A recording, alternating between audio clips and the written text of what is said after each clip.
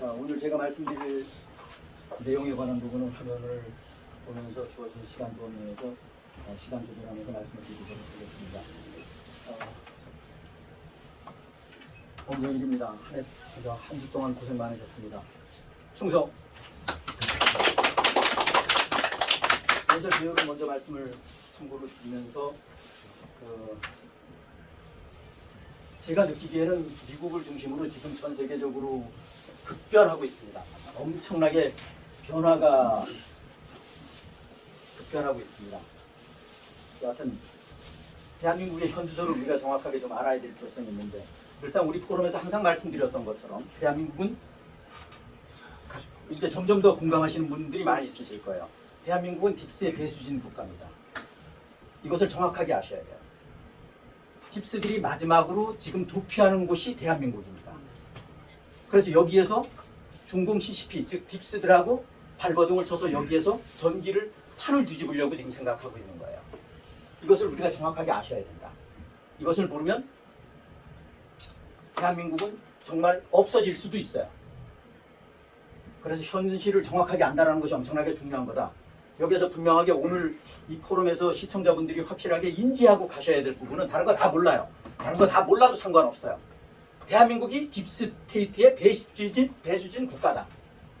굉장히 중요합니다. 항상 이 혼선이 있으면 안 되기에 재상 강조드립니다만, 우리가 CCP 많이 그러잖아요. 중공공산당 이퀄 딥스테이트라고 보시면 됩니다. 중공에는 전 세계 Y해 때 블랙햇 간의 전쟁 중에 Y해 쪽의 편에 서서 싸우는 세력이 있는, 시진핑을 비롯해서 싸우는 세력이 있는가 하는 반면에 중공을 실질적으로 잡고 있는 것은 딥스테이트가 잡고 있습니다. 그렇게 보시면 됩니다. 그 딥스테이트가 예를 들어서 동양인은 없다라고 생각하시면 안 돼요. 인종에 상관없이 딥스테이트들은 전부 다 있습니다. 대한민국에도 있고. 재산 말씀드립니다만, 이건 우리 포럼에서 여러 번 말씀드렸는데, 이게 오래전부터, 사실은 한 1년 전부터 제가 말씀을 드렸고, 그때는 예측으로 말씀을 드렸어요. 그런데 이게 빗나가야 되는데 예측이 맞았어요. 예측이 맞았던 게 뭐냐면, 경북 봉화 서포리에 있는 영풍광업, 즉 고려아연 사태입니다. 고려아연을 어디에서 뺏으려고 그러느냐. 산업계의 감초 이상으로 경북 봉화 서포리에 있는 광업소가 딥스테이트의 손아귀에 들어가면 대한민국 산업계는 목을 딱 잡히는 겁니다. 제가 늘상 말씀드렸잖아요. 제가 개인적으로 거기에 좀 아는 회사인데, 영풍광업이 딥스테이트 손아귀에 들어가면 대한민국 산업계는 올스톱이 됩니다. 엄청나게 중요한 곳이에요. 그래서 고려아연의 MBK 회장이 김병주 아닙니까? 홈플러스를 떠나서 우리나라 알짜 기업들을 지금 잡고 있다. 그런데 거기가 고려아연이 타겟이었고, 고려아연이 영풍이 장 씨가가 MBK랑 손을 잡고 최 씨하고 싸웠어요. 최 씨 거를 인수하려고 최종적으로 그랬는데, 최 씨가 결국은 나중에 가서 생각하는 것이 고려아연의 최 회장이 미국의 트럼프 대통령하고 손을 잡은 겁니다. 그래서 지금 941생, 그게 대한민국 운명하고 사실은 관계가 있어요. 이게 그냥 일반 개인 회사의 문제가 아닙니다. 굉장히 중요한 문제예요. 그래서 거기에 MBK가 있다. MBK의 배후가 딥스고 중공이에요. 중공. 그렇게 보시면 돼요. 그 MBK 김병주 회장이 한국에 왔을 때 클린턴이 거기에 가서 같이 식사했어요. 인사동에 돌았잖아요. 그때 우리 말씀드렸잖아요. 그때 기억하실 겁니다. 거기에다가 지금 이지스 자산운용이라는 이 자산운용사가 엄청나게 단순하게 건물 관리하는 회사가 아닙니다. 대한민국 산업계에 데이터 센터, AI를 위한 데이터 센터니 부산 항만이니 이런저런 아주 중요한 거에 관한 부분 자체를 지금 중공이 먹기 일보 직전이에요. 그것이 힐하우스예요. 힐하우스가 지금 이지스를 인수하기 일보 직전에 있어요. 그런데 물론 이지스 회장 자체가 국가관이 애국심이 없는 것은 2차적인 문제예요. 그래서 지금 국민연금이 중공으로 넘어간다, 이런 얘기가 그래서 나오는 겁니다. 그거는 좀 표현 자체가 조금 제가 생각하는 표현하고 좀 틀린데 어찌됐든 간에 일반 방송에서들 많이 그렇게 얘기합니다. 이거는 뭐 오늘 시간이 안 될 것 같은데 제가 유튜브도 지금 준비를 해왔습니다만 이게 이제 전문적인 용어라서 CFIR, CFI, ROK는 리퍼블릭 오브 코리아니까 이것이 신설이 절대적으로 필요하다. 김대중 정권 때인가 대한민국에 예를 들어서 IMF 터지면서 김영삼 때 IMF 터지고 그 기업을 인수하면서 외국 자본을 펀드, 외국 자본을 끌어들이면서 국내 기업의 지분율을 50% 이상으로 풀어버렸어요. 원래 50% 미만으로 해야 돼요. 외국계는 어찌됐든 간에 우호지군이 됐든 간에 대주주가 되면 안 돼요. 그런데 우리는 대주주가 되게끔 돼 있어요. 많은들 우리나라에 지금 여기에 삼성그룹 본사가 있으니까 삼성전자 본사가 있으니까 삼성이 우리나라 기업이라고 생각해요. 사실은 정확하게 냉철하게 따지면 삼성은 우리 기업이 아닙니다. 이미 외국 지분이 53%, 52%예요. 하이닉스도 52%, 53%입니다. 53%예요. 하이닉스가. 예를 들면. 그런데 이거 자체가 미국으로 간다, 일본으로 간다, 해외로 나간다 그러면 그 법인세를 그 나라에 내는 겁니다. 지금 단지 우리나라에 있기 때문에 우리나라에 법인세를 낼 뿐이에요. 그런데 배당, 외국 사람들이 52%, 53% 지분을 가지고 있다. 배당은 52%, 53%를 외국인들이 갖고 가는 겁니다. 그래서 1, 4분기에 배당 시즌이기 때문에 우리나라에 고배당주 외국인들이 투자한 외화가 바깥으로 빠져나가는 겁니다. 그래서 1, 4분기에 지금 외환 위기가 위험하다라는 얘기가 그래서 나오는 겁니다. 예를 들어서 참고로 말씀을 드립니다. 그래서 뭔 뜻이냐면 이게 박정희 대통령, 박근혜 대통령 계시면 이런 거 막았을 겁니다. 힙스들이 이거 지금 풀어놓은 겁니다. 왜? 외국인들이 우리 알짜 기업들을 전부 다 먹기 위해서. 그래서 이게 사실은 국가적인 측면에서 보면 외국 기업은 절대 50%, 저는 여기 40%라고 했는데 제 논리입니다만 50% 이상, 40% 이상 지분 확보를 못하게끔 만들어야 되는 거예요. 그러니까 경영권을 꼭 지킨다라는 거예요. 이래야 된다라는 거예요. 그런데 이거 완전히 풀어줬다라는 거예요, 지금. 이거 잘 알아야 됩니다. 그럼 여타 나라는 어떠냐? 여타 나라는 외국인들이 경영권을 못 갖게 만들었어요. 대부분. 그러니까 그걸 누가 풀었냐? 그놈이 제가 보건대는 딥사 하수라는 거예요. 그래서 CFI라는 용어에 관한 부분은 우리가 잘 알아야 된다. 그래서 이거 신설해야 될 필요성이 있다. 그런데 좌익 딥사 하수 정권에서 이거 되겠습니까? 안 된다라는 거예요. 이거 할 사람이 누가 있냐라는 거예요. 박정희 대통령 각하 같은 분이, 박근혜 대통령 각하 분 같은 분 외에는 할 사람 없어요. 여러분들 매스컴 전부 다 들으셨을 겁니다.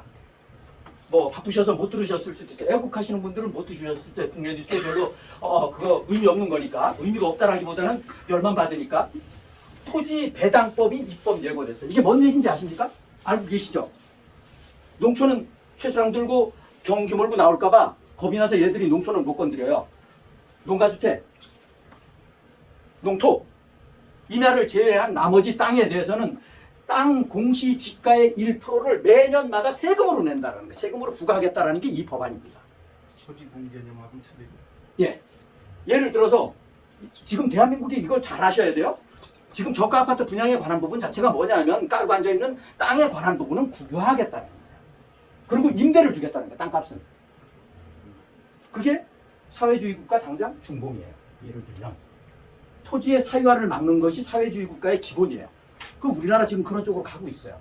그래서 저가 아파트 공급이 좋을 게 하나도 없습니다. 그게 배경에 그게 있습니다. 예를 들어서 강남에 뭐 요즘에 80억 뭐 50억 이런 얘기 하지 않습니까? 50억짜리 아파트.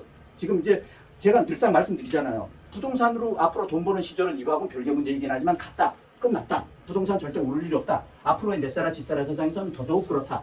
라는 말씀을 드리는 거고, 예를 들어서 50억짜리 아파트가 있다. 일반 서민들한테는 그림의 떡이고 먼 얘기이긴 하지만 50억짜리 아파트가 있다. 그러면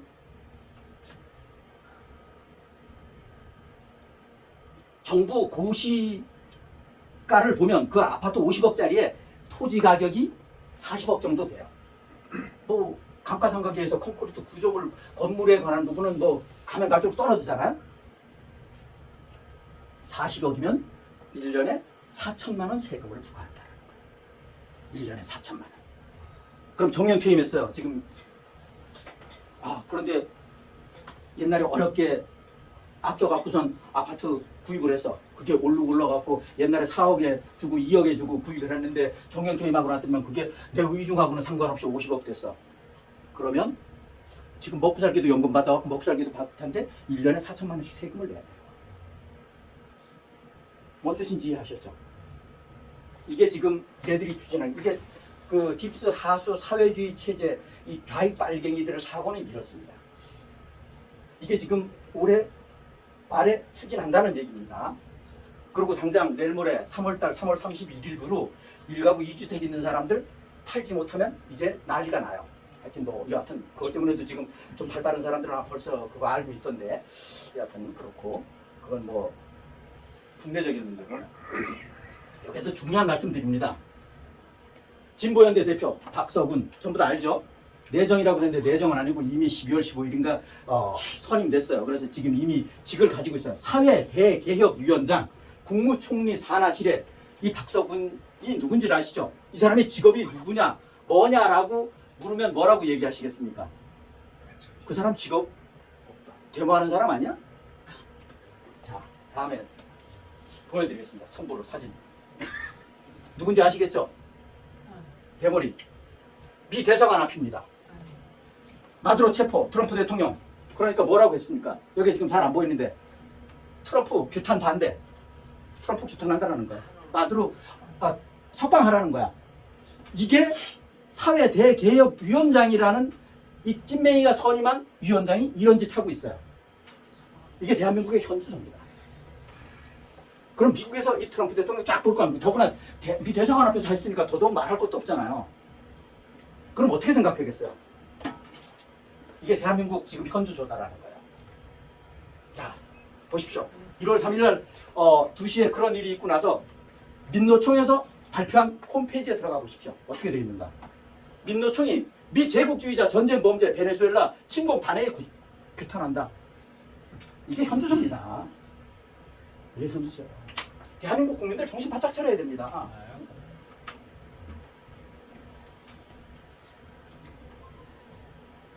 찐맹의 한중 합동 수색 구조 훈련을 언급을 했어요. 저는 이걸 이렇게 안 봅니다.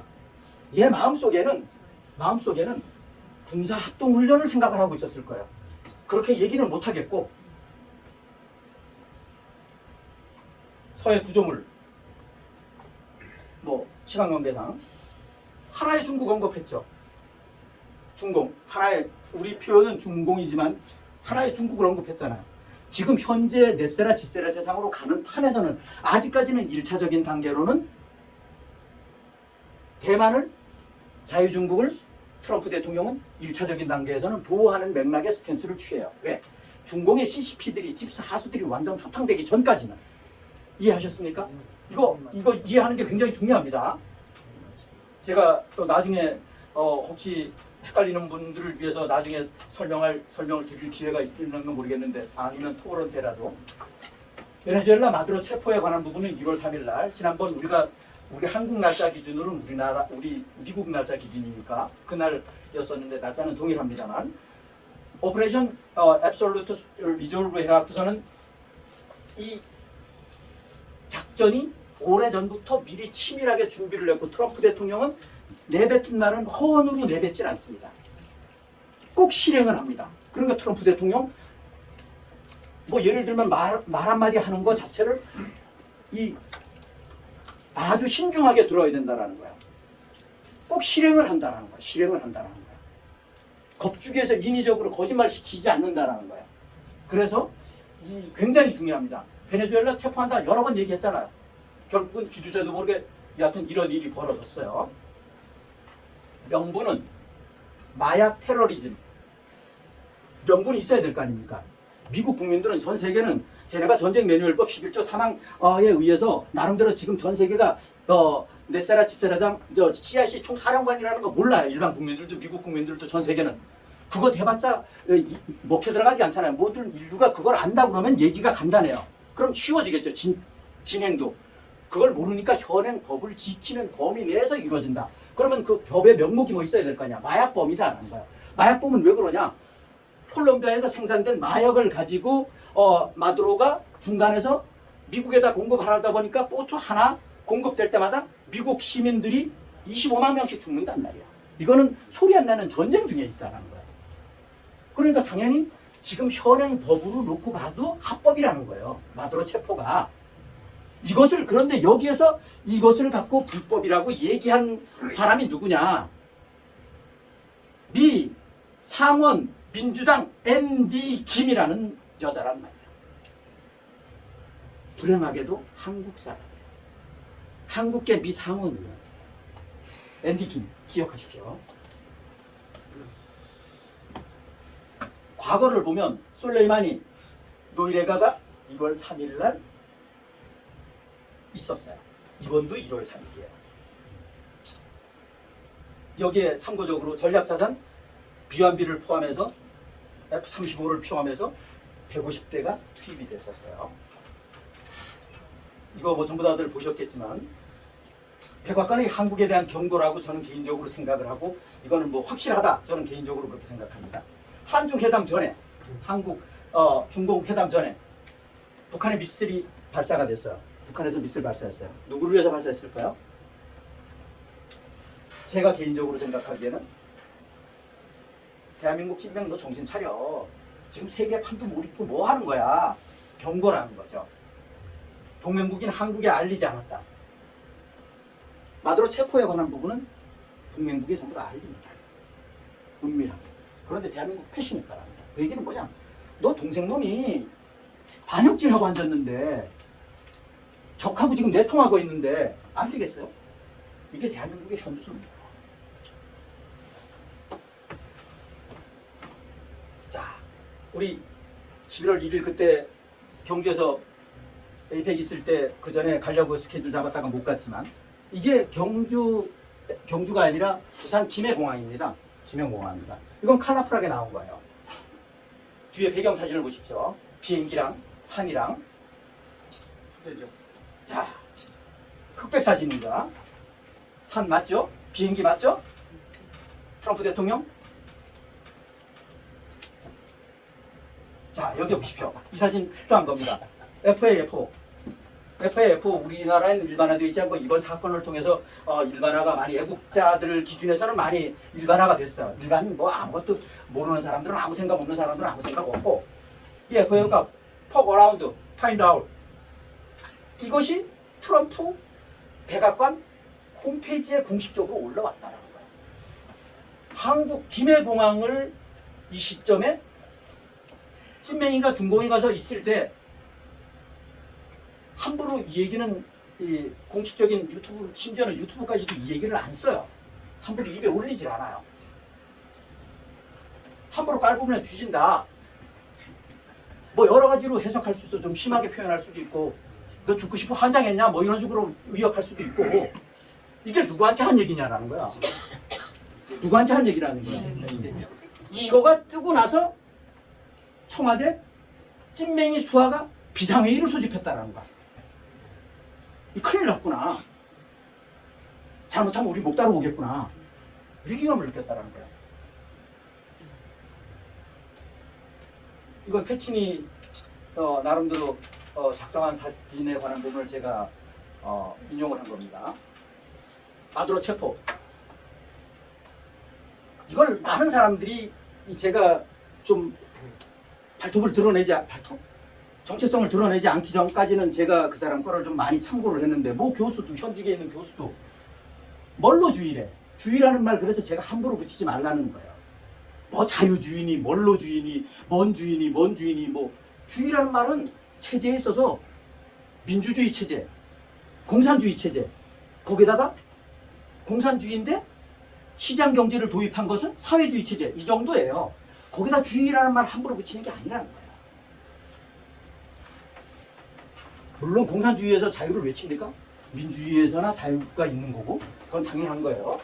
그래서 미국 독트린이라고 이거를 다 좋아요. 다 좋은데 이거를 부정적으로 얘기한다라는 거야.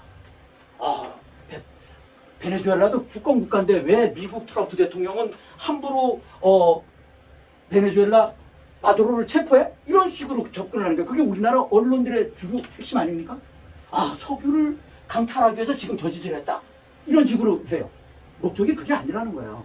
그래서 우리 딥서 칠레 포럼이 엄청나게 중요하다는 거예요. 여기에 큰 배경 자체는 깊이 공부하신 분들은 공감하실 거예요.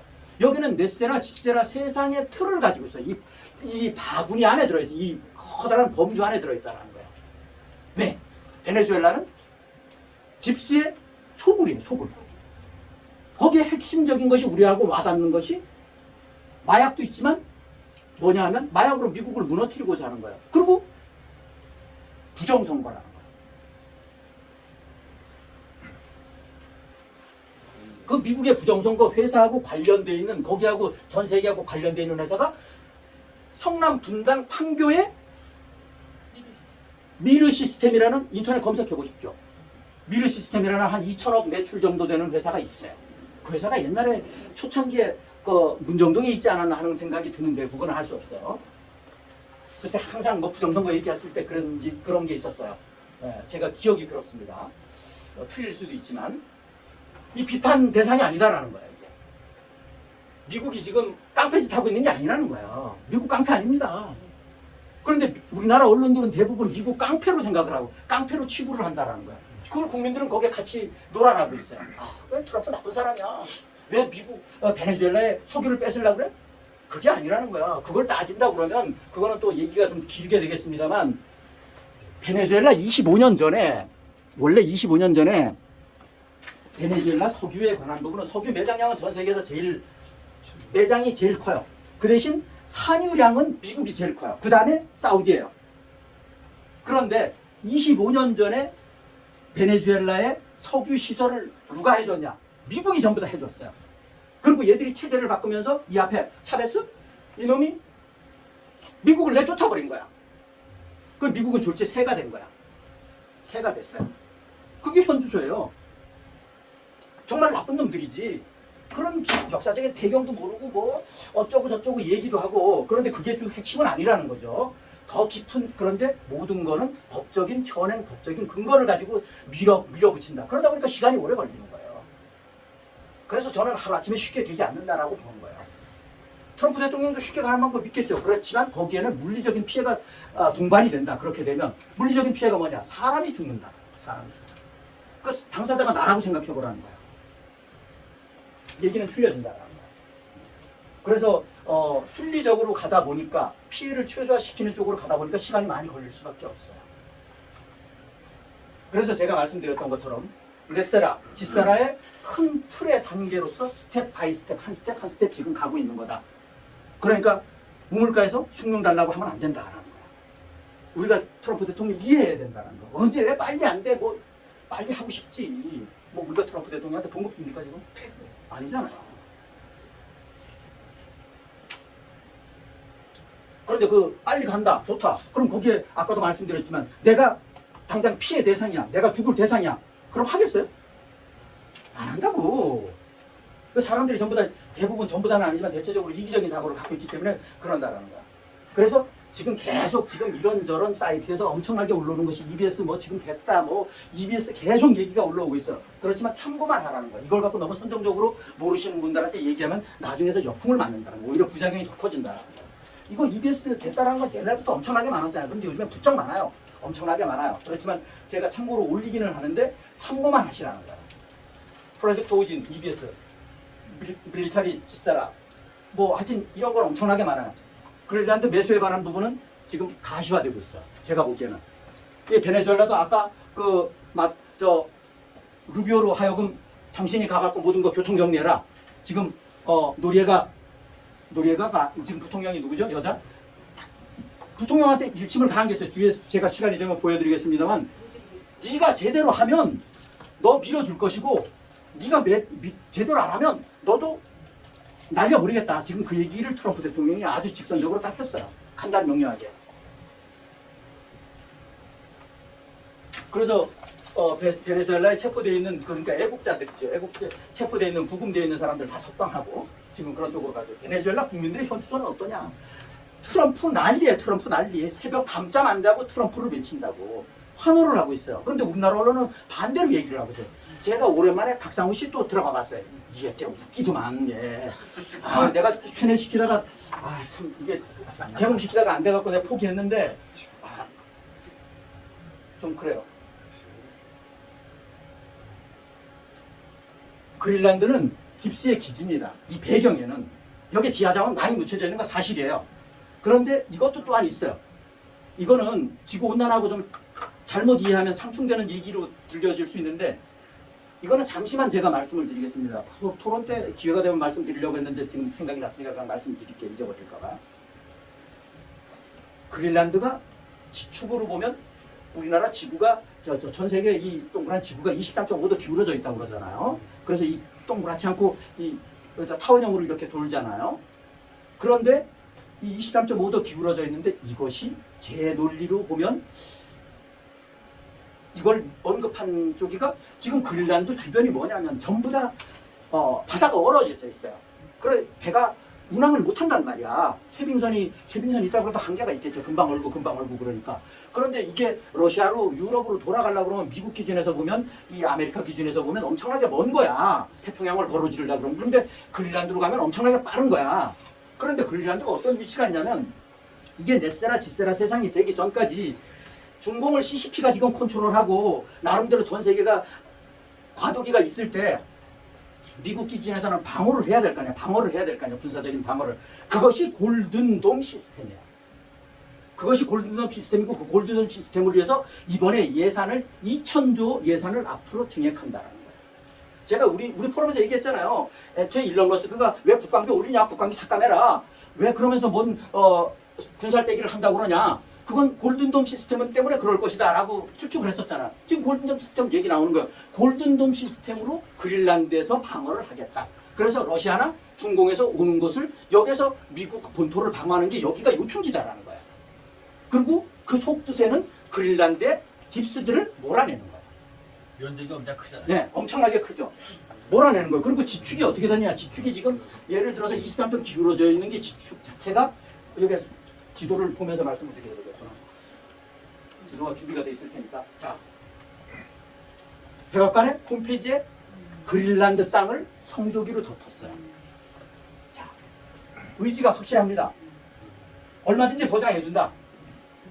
그런데 미국 그린란드의 59,000명 주민들은 뭐냐? 80% 이상이 미국으로 가는 걸 원해. 그럼 얘기 끝난 거 아니에요? 자, 이게 지구본을 위해서 본 겁니다. 그린란드가 여기에 가까워요.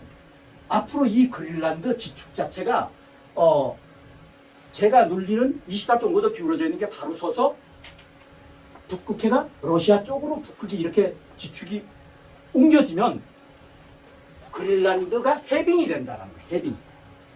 바다가 얼었던 게 녹아버린다는 거. 그러니까 여기 운항이 쉽잖아요. 그러면 이 미국 기준에서는 엄청나게 빠른 거예요. 이 태평양으로 삥 돌아서 이렇게 가는 것보다. 그게 3분의 1, 4분의 1이 가까워지는 거예요. 그러면 해상 운송 비용이 엄청나게 절약이 되는 거예요. 예를 들면 이런 부속적인 효과가 있다. 그래서 여기에 또 핵심적인 게 있어야 참고해야 될 부분이 미 공군 우주군 인력이 150명 정도 지금 파견 나가 있다. 미군 플러스 우주군. 그래서 이거는 페넬마이크가 요즘에 아주 좀 우성향으로 돌아서 있어요. 그런데 기본적으로 저변에는 윤 추종이에요. 참고로 말씀을 드리면 안타깝죠. 그래서 제가 많이 지금 제 나름대로 좀 많이 바꾸려고 노력을 많이 하고 있고 전번에 최대한 코드 제가 잠시 말씀드렸죠. 중국이라고 하지 말고 중공이라고 해라. 그냥 받아들이더라고요. 그리고 보수라고 하지 말고 우익으로 해라. 그리고 진보라고 하지 말고 좌익으로 해라. 오픈마인드를 가지고 있어요. 자, 늘상 말씀드립니다. 귀하가 진정한 애국자라면 이것부터 바꾸십시오. 중국은 중공으로, 보수는 우익으로, 진보는 좌익으로 표현하십시오. 근거는 안토니오 그람스의 공산주의로의 용어 전략 전술의 일환이라는 사실을 아셔야 됩니다. 중국이라고 얘기하고 보수라고 얘기하고 진보라고 얘기하면 이러면서 애국을 한다? 이 앞뒤가 안 맞는 얘기죠. 어불성설입니다. 아니 좌익을 갖고 진보라고 얘기하면서 좌익이 나쁘다고 그러면 되겠어요? 말이 안 되는 거예요. 말이 안 되는 거예요. 그거는 언론들이 김영삼 정권, 노태우 정권 말기부터 만들어낸 거예요. 언론들이. 언론 뒤에 딥스가 있으니까 얘들이 전략적으로 만들어낸 거예요. 그런데 거기에 코 박고 있으면 안 되잖아요. 이러면 나라 못 구합니다. 나라 못 구해요. 아, 빨갱이를 인정하면서 무슨 빨갱이를 때려잡아요. 말이 안 맞잖아. 다음에는 쓴 거죠, 진거라고. 아니 그러니까 그걸 우리가 같이 빨갱이 전략에 넘어가면 안 된다는 거예요. 요 용어가 이게 이탈리아의 안토니오 그람시의 공산당 공산주의로 가기 위한 전략 전술이에요. 여기에 뭐 예를 들어서 동성애도 있고 뭐 남녀 갈등에 관한 부분도 있고 여러 가지가 있어요. 그런데 큰 틀은 이거라는 거예요. 사람이 표현이라는 게 엄청나게 중요하잖아요. 표현이라는 게 굉장히 중요해요. 맨 처음에 좌익우익이라는 말을 안 썼기 때문에 쓰려고 그러면 어색해요.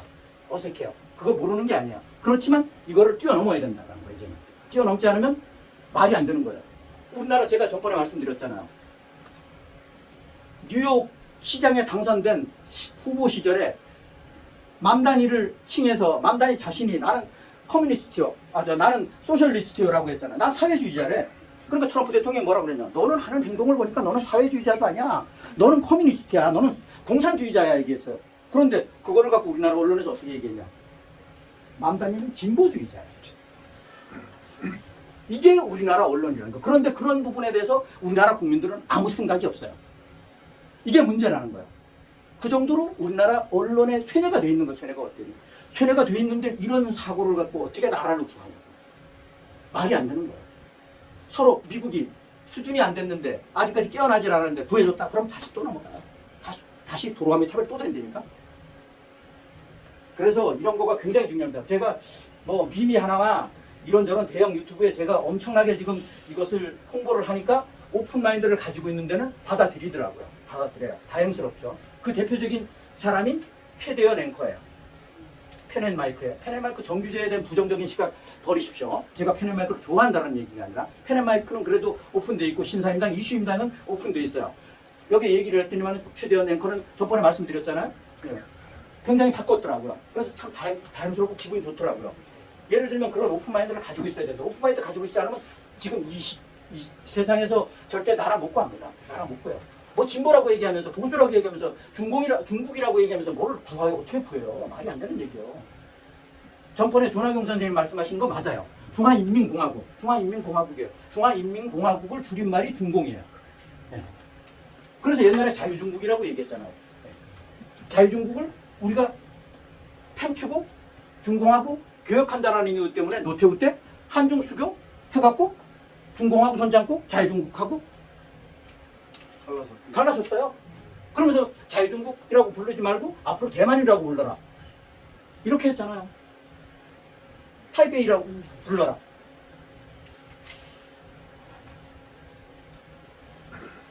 이거 박근혜 대통령님이 앞부분은 말씀하신 사람입니다. 국위에서. 이건 전 의미가 나름대로 있다라고 저변에 속뜻이 있다라고 생각을 합니다. 대한민국 돌아가는 상황을 볼 때 대한민국을 구하려고 그러면 뭉치면 못할 것이 없다라고 얘기를 하셨어요. 이것을 저는 저 나름대로 어떻게 생각하느냐. 박근혜 대통령님을 중심으로 총결집만 하면 대한민국은 지킬 수 있는 유일한 대안이 될 것이다. 즉 박근혜 대통령님을 가슴속에 안고 트럼프 대통령님이랑 5천만이 하나가 된다. 최소한 과반수가 하나가 된다. 광화문에 애국활동한다라고 나와 있는 태극기 든 사람이 윤어게인 외칠 것이 아니라 박어게인을 외치면서 트럼프 대통령님을 외치면 대한민국 구해질 수 있다라는 거야. 그러면 200순위로 너희들은 깨어나지 않았으니까 200순위 바깥이야. 그랬다가 다시 1순위로 깨울 수 있다. 깨우게 되면 어떻게 되겠어요? 그럼 뒤새도 모르게 2두로 어떻게 되겠죠? 최초 새끼가 동생의 장인인데. 자, 이 포스터는 저는 뭐 나름대로 의미하는 바가 QFS, CBDC 절대 하면 안 되죠. CBDC는 개헌은 내년 6월 3일에 지선에 있을 개헌에 관한 부분 하늘이 두 쪽이라도 목숨 걸고 막아야 되는 것이 개헌이에요. 그 외에 여러 가지 구속적인 거 있어요. 우리 방에도 예를 들면 입법 예고 시스템에 관한 부분을 어떤 분 올리시더라고. 저번에 오셨던. 그런데 지금 얘들은 국회의석 다수의석 가지고 있기 때문에 안 되는 거를 전부 다 지들 마음대로 해요. 전부 다 조작해서. 선거 조작하는 놈이 뭘 못해요. 맞아요. 예, 옛날 우리 다 해봤어요. 그거 전부 다 해본 남직이에요. 저 방점 안 자고 했었어요. 그런 시절도 있었어요. 의미 없어요. 안타깝지만 그거 할 바에는 옆 사람 정말 순수하신 애국자분들 깨우는 게 순수하신 국민들 깨우는 게 훨씬 낫다라는 거야. 그 대신 이미 뇌가 고착돼 있는 분들하고는 얘기할 필요 없어요. 그분들을 깨우려고 그러면 하세요 그래요. 못 깨워요. 시간만 낭비해요. 그러니까 순수하신 분들 깨우시라는 거죠. 자, 이거는 잠시 머리를 식히는 의미에서 머리를 식히는 의미에서 잠시 보여드리겠습니다. 오늘 결합되지만 이건 뭐 참고하시라는 의미에서 우리 애국자분들은 경제적으로 애로사항을 겪으시면 안 되니까 지금 뭐 이것저것 정말 일하면서 싸워야 되니까 박정희 대통령께서 말씀하셨던 것처럼 일하면서 싸워야 되잖아요.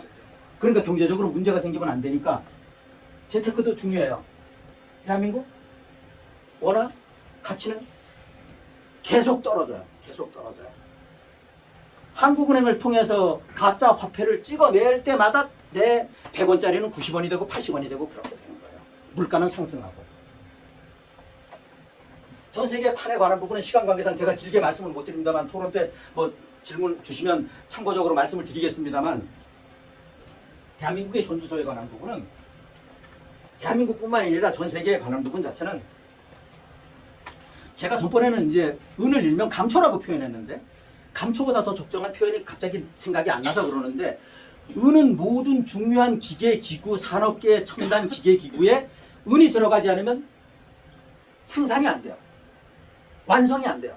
그 정도로 은이 중요해요. 그런데 이것을 뛰어넘을 수 있는 것 참고적으로 말씀을 드리면 고대 퀀텀 에너지 연구소에서 지금 연구하고 있는 초전도체가 개발이 되면 은은 폭락해요. 그런데 제가 보건 데는 그거는 언제 될지 알 수 없어요. 그런데 제가 보는 엔지니어 기준에서 보면 한참 멀지 않았나 그런 생각이 들어요. 그래서 은은 전 세계 매장량 자체가 여기에 보시다시피 이게 아주 중요한 이 권재일이라는 아주 전문가가 있어요. 이쪽에 깁스는 깊이는 모르는데 이 분포도예요. 페루가 제일 많고 예를 들어서 러시아도 많고 여기 차이나도 많고 이게 분포도예요. 그럼 우리나라는 여기 끼지도 못하고 우리나라 은 많으면 얼마나 좋겠어요. 멕시코가 많다고 그러는데 멕시코는 여기 지금 이게 좀 그런 측면에서는 좀 의아한데 어찌됐든 간에 그래서 은은 오늘 온수당 31.10345 g당 얼마로 되냐 80불 터치했다가 내려왔어요. 지금 79불 뭐 50 뭐 이 정도 전후될 겁니다. 제가 개인적으로 보기에는 올해 150불 전후되지 않을까 그렇게 보여져요. 알 수 없어요. 알 수 없는데 여튼 그렇다. 참고하시라고 말씀드립니다. 엊그저께 와이프가 480만 원 주고 사겠다 그러는 걸 제가 좀 조정받은 후에 사지 그랬더니만은 조정받는 듯하지만 그냥 치고 올라가네. 아 조정을 안 받네. 흉내만 내네. 자, 이 사진이 의미하는 것에 생각하기 위해서 띄워놓은 겁니다. 연방대법원 재판관들입니다.